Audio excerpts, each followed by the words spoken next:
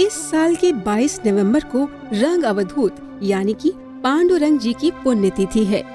पांडुरंग गुरु तत्व के रस में डूबे रहते थे, इसीलिए पांडुरंग को कभी भी दुनियावी चिंताएं नहीं घेर पाईं।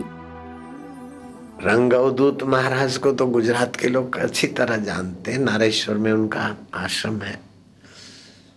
अभी उनका शरीर नहीं है, लेकिन उनकी सुवास तो सभी गुजराती तो जानते ही हैं। घर का नाम पांडुरंग था। आर्थिक स्थिति कमजोर होने के कारण फीस भरने के पैसे नहीं थे। अब आखिरी दिन है, फीस नहीं भरेंगे तो नहीं चलेगा। कुछ सहपाठी आए, बोले हम तुमको उधार पैसे दे देते, फिर तुम्हारे पास आए तो दे देना। बोले नहीं। रंग अवधूत अर्थात पांडुरंग, पांडुरंग विद्यार्थी में से रंग अवधूत महाराज प्रकट हुए। बोले मैं उधार नहीं लेने का प्रण किया है। जो नियम करते न उसमें लगे रहते तो भगवान प्रसन्न होते।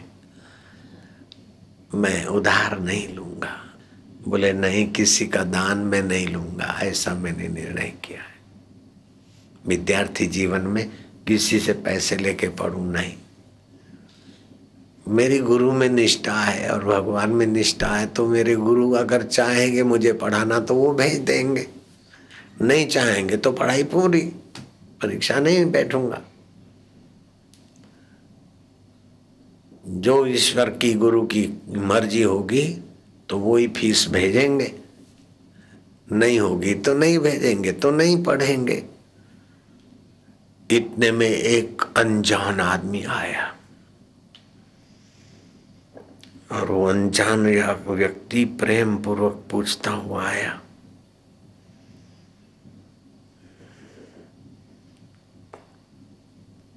और सभी विद्यार्थी दंग रह गए कि आदमी इस कमरे में कैसे पहुंचा। बोले पांडुरंग रहते हैं। पांडुरंग विद्यार्थी बोले हाँ, क्या काम है।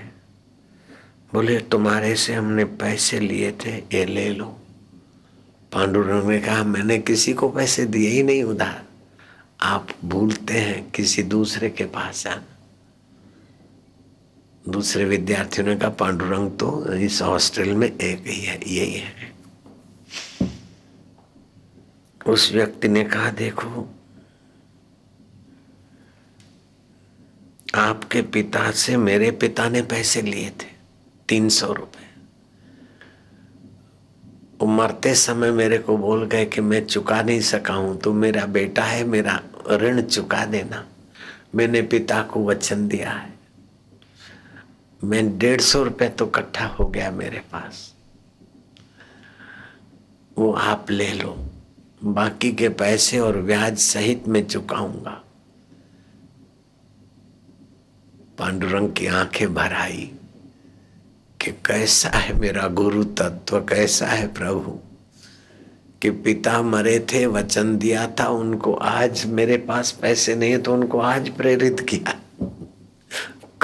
कैसा अचिंत्य है। सोचा मैं न कहीं जाऊंगा, यहीं बैठ के अब खाऊंगा। जिसको गरज होएगी आएगा, सृष्टि करता खुद लाएगा। वही नारेश्वर के जंगल में। मुझे तो सुबह विचार आया, लेकिन लाने वाले बोलते हमको रात को सपने में भगवान ने ये पगडंडी दिखाई और आपका आभास हुआ। हमारा कोई संत नहीं दूजा, आओ गांव करे तुम्हारी पूजा। कैसे अचिंत्य है, कैसे धातार है।